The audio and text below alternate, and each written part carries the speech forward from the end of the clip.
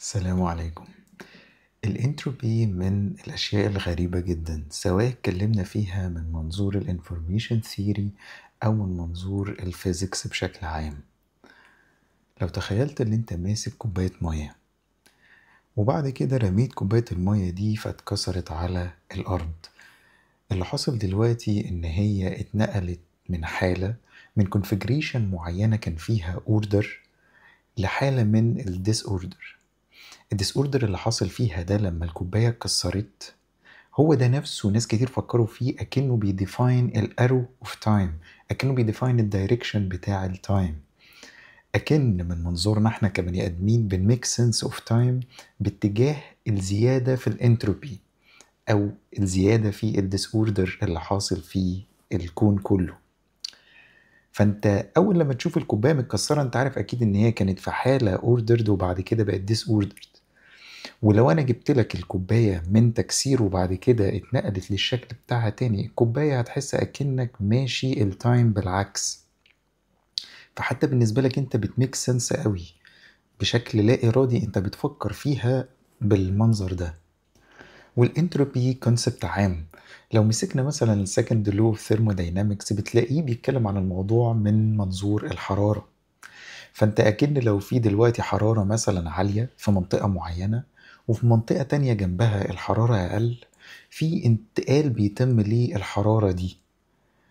الكونفيجريشن الأساسية بتاعتهم كانت اوردر، كان كل واحد فيهم عنده نظام معين درجة حرارة معينة، ولكن الانتروبي زادت، حصل ديس اوردر اكتر. حتى لو فكرت مثلا وانت بتذاكر موضوع معين، المجهود اللي انت بذلته والطاقة اللي طلعت منك والهيت اللي طلع علشان انت تذاكر المعلومة وتحطها بشكل اوردرد معين، ده في حد ذاته استهلك قصاده طاقة اكبر، فما زالت الانتروبي عمالة تزيد.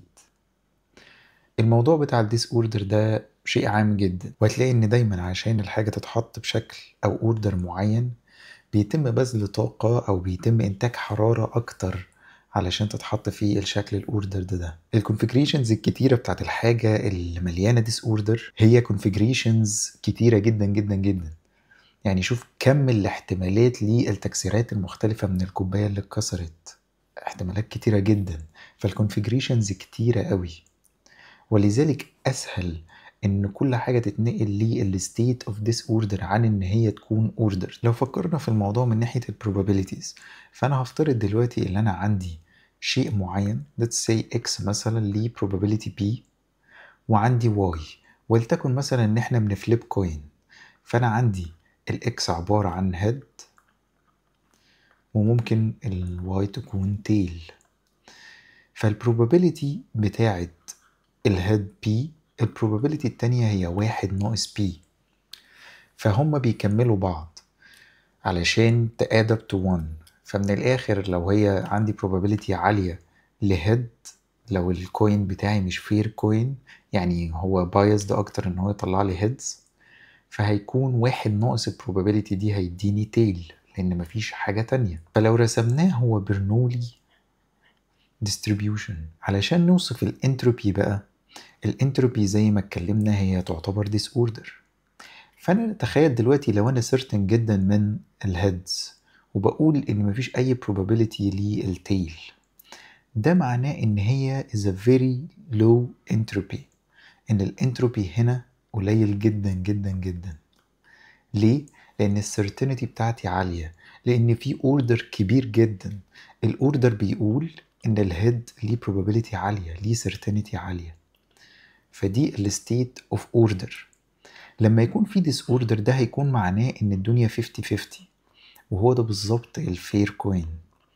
فانا لو بصيت كده ولقيت ان الدنيا هيد وتيل وهما الاتنين 0.5 هما الاتنين قد بعض، فده معناه ان ده الماكسيمم انتروبي، ان الدنيا اتنقلت بشكل عشوائي، بقى يونيفورم ديستريبيوشن. من هنا جت ايكويشن لطيفة جدا تعبر لي عن الموضوع ده، وهي P log P، ايكويشن لطيفة قوي.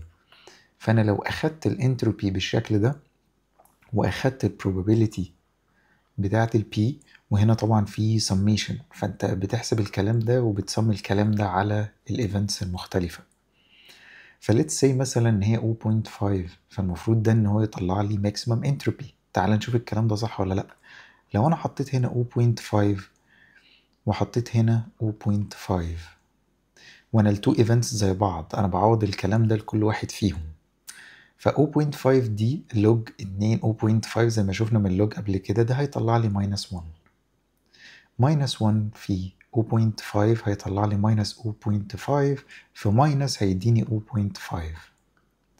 وعلشان الايفنت التاني هو زي ده، فلما هاجي ابلاي السميشن ده هيديني 0.5 تانية فهيديني 1. فده معناه ان انا هوصل لماكسيمم انتروبي عند 1. وتاني هنا طبعا بتكلم في الحالة الباينري. فدلوقتي لو بصينا بقى على سيميوليشن للكلام ده وشوفنا لما اجي اعوض بفاليوز مختلفة للبي وقصادها في واحد ناقص بي، وانا هنا في السيميوليشن دي حاطط تقريبا كل الفاليوز اللي اقدر اعوض بيها. فانت لو عايز انت ممكن تبوز على اي حتة في الفيديو وتشوف الارقام بالظبط اللي طالعة موجودة عندك، ويبقى كده انت معاك كل الاكزامبلز اللي انت عاوزها. فدي الحالة بتاعت الباينري انتروبي. فدلوقتي احنا اتكلمنا عن البرنولي ديستريبيوشن بشكل سريع قوي، وفي نفس الوقت شفنا التعويض بتاع الباينري انتروبي.